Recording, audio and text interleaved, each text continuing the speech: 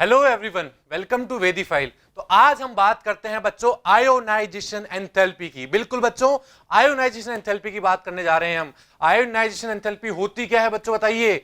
Ionisation enthalpy वो होती है the energy required for removal of electron from an isolated gases atom.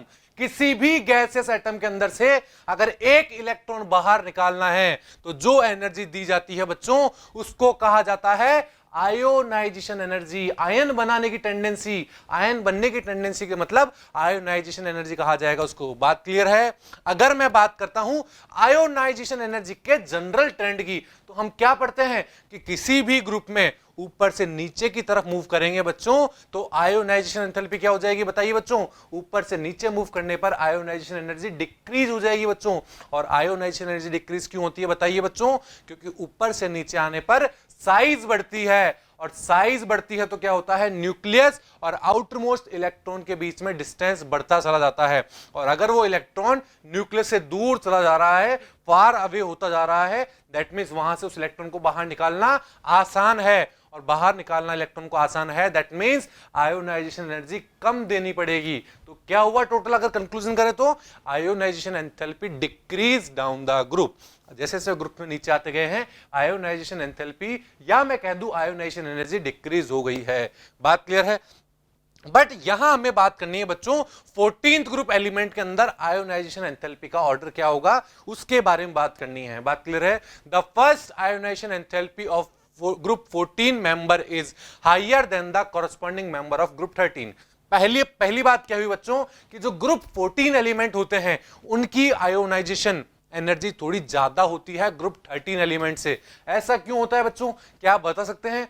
बिल्कुल बच्चों, हम इसका आंसर दे सकते हैं। हमने पढ़ा हुआ है कि जब हम किसी भी पीरियोडिक टेबल में लेफ्ट से राइट मूव करते हैं तो साइज छोटी होती चली जाती है, और साइज छोटी होगी तो न्यूक्लियस और इलेक्ट्रॉन के बीच में डिस्टेंस कम होगा, और इलेक्ट्रॉन और न्यूक्लियस के बीच में डिस्टेंस कम होगा तो उसे बाहर निकालने के लिए एनर्जी ज्यादा देनी पड़ेगी बच्चों। और एनर्जी ज्यादा देनी पड़ेगी, दैट मींस ग्रुप 14 के अंदर आयोनाइजेशन एनर्जी की वैल्यू ज्यादा होगी और ग्रुप 13 के अंदर आयोनाइजेशन एनर्जी की वैल्यू कम होगी बच्चों। बात क्लियर है, कॉन्सेप्ट क्लियर है बच्चों यहां तक का। आगे देखिए, अगर मैं बात करता हूं बच्चों ग्रुप 14 एलिमेंट के आयोनाइजेशन एंथैल्पी की वैल्यूज की, आप देख पा रहे हैं कार्बन है 1080, सिलिकॉन है 786, अगर मैं जर्मेनियम की बात करूं 761, टिन की बात करूं 708, देख पा रहे हैं, लेड की बात करूं 715, देख पा रहे हैं बच्चों। आयोनाइजेशन एनर्जी की वैल्यूज आपको दिखाई दे रही है। But here you can see that when we move from carbon to silicon then ionization energy decrease effectively. आपने क्या देखा बच्चों, जब मैं कार्बन से सिलिकॉन की तरफ मूव किया हूं तो मेरी आयोनाइजेशन एनर्जी बहुत इफेक्टिवली डिक्रीज हुई है। दैट मींस जो डिक्रीज होना चाहिए था वैसा डिक्रीज हुआ है। बट क्या देख पा रहे हो बच्चों, जब हम सिलिकॉन से जर्मेनियम जा रहे हैं, इस टेबल में क्या देख रहे हो, जब सिलिकॉन से जर्मेनियम जा रहे हैं हम, तो वहां पर आयोनाइजेशन एनर्जी इतनी इफेक्टिव वे में डिक्रीज नहीं हुई है बच्चों, वहां पर बहुत कम अमाउंट में डिक्रीमेंट हुआ है। ऐसा क्यों बच्चों, ऐसा क्यों हुआ कि हम जब सिलिकॉन से जर्मेनियम जा रहे थे, या मैं और आगे की बात कर दूं जर्मेनियम से टिन जा रहे थे, तो आयोनाइजेशन एनर्जी में इतना इफेक्टिव डिक्रीज नहीं हुआ। ऐसा क्यों हुआ बच्चों, because from germanium the d electrons are present. हमने बोरोन फैमिली में पढ़ा था और यहां भी पढ़ रहे हैं बच्चों कार्बन फैमिली में, कि जैसे ही हम जर्मेनियम पे आते हैं बच्चों तो जर्मेनियम के अंदर क्या होते हैं, डी इलेक्ट्रॉन्स आना चालू हो जाते हैं बच्चों। और डी इलेक्ट्रॉन आने की वजह से वहां पर क्या होता है, पुअर शील्डिंग इफेक्ट होता है बच्चों डी इलेक्ट्रॉन्स का। क्या होता है, पुअर शील्डिंग इफेक्ट होता है डी इलेक्ट्रॉन्स का।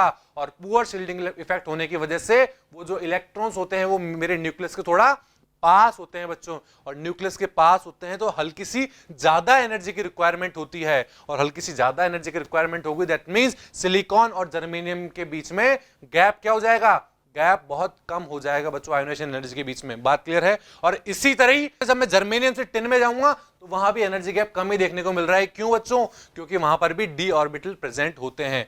बात क्लियर है यहां तक। बट अगर मैं बात करूं, मैं मूव करता हूं टिन से लेके लेड पर, एसएन से मैं लेड की तरफ मूव कर रहा हूं, तो आप क्या देख पा रहे हो बच्चों यहां पे वैल्यूज में, आप देख पा रहे हो कि आयोनाइजेशन एनर्जी की वैल्यू इंक्रीज हो गई है। जबकि हमने क्या पढ़ा है कि ऊपर से नीचे आने पर तो डिक्रीज होती है, पर यहां तो इंक्रीज हो गई है बच्चों।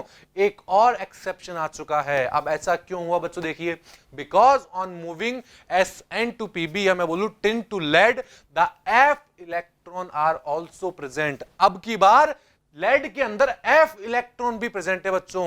F इलेक्ट्रॉन प्रेजेंट होने से क्या होगा, दैट मींस D इलेक्ट्रॉन भी प्रेजेंट है, F इलेक्ट्रॉन भी प्रेजेंट है, और D और F इलेक्ट्रॉन की प्रेजेंस होने की वजह से वहां पर शील्डिंग इफेक्ट और कम हो जाता है बच्चों। और शील्डिंग इफेक्ट और कम हो गया तो उससे क्या होगा, उससे न्यूक्लियस और इलेक्ट्रॉन की दूरी, न्यूक्लियस और आउटर मोस्ट इलेक्ट्रॉन की दूरी और कम हो जाएगी, और कम हो जाएगी। तो यहां पर और ज्यादा एनर्जी मुझे देनी पड़ेगी बच्चों, किसके लिए, और ज्यादा एनर्जी देनी पड़ेगी उस इलेक्ट्रॉन को बाहर निकालने के लिए। इसलिए हमने क्या बोला बच्चों कि जब मैं कार्बन से लेके टिन तक मूव किया तो मेरी आयोनाइजेशन एंथैल्पी डिक्रीज हो रही थी, बट जब टिन से लेड में गया तो आयोनाइजेशन एंथैल्पी मेरी इंक्रीज हो गई। तो अगर मैं बात करूं ओवरऑल ऑर्डर की, ओवरऑल ऑर्डर क्या होगा मेरा आयोनाइजेशन एंथैल्पी का, 14 ग्रुप एलिमेंट के अंदर मैं बात करूं तो ओवरऑल ऑर्डर क्या होगा बच्चों, बताइए। सबसे ज्यादा आयोनाइजेशन एनर्जी मेरी किसकी होगी, कार्बन की होगी बच्चों। किसकी होगी, कार्बन की होगी। कार्बन के बाद सिलिकॉन की होगी, सिलिकॉन के बाद जर्मेनियम आ जाएगा बच्चों। और जनरल ट्रेंड के हिसाब से पहले टिन आना चाहिए था, बट यहां पर पहले लेड आ रहा है और लेड के बाद टिन आ रहा है बच्चों। बात क्लियर है बच्चों, कैसे मैंने इसका ऑर्डर लिखा है, बात समझ में है बच्चों यहां तक। एंड अगर मैं बात करता हूं बच्चों higher order of ionization enthalpy की, या फिर हायर आयोनाइजेशन एनर्जी की, तो हम सब जानते हैं बच्चों कि थर्ड आयोनाइजेशन एनर्जी जो होती है वो ज्यादा स्टेबल होती है सेकंड आयोनाइजेशन एनर्जी से, वो ज्यादा स्टेबल होती है फर्स्ट आयोनाइजेशन एनर्जी से। तो ऑर्डर क्या होगा, थर्ड आयोनाइजेशन एनर्जी सबसे ज्यादा स्टेबल है, फिर सेकंड आयोनाइजेशन एनर्जी है, और फिर फर्स्ट आयोनाइजेशन एनर्जी है। बात क्लियर है। सो आई होप आप सबको ये आयोनाइजेशन एनर्जी का कॉन्सेप्ट समझ में आया होगा। Thank you.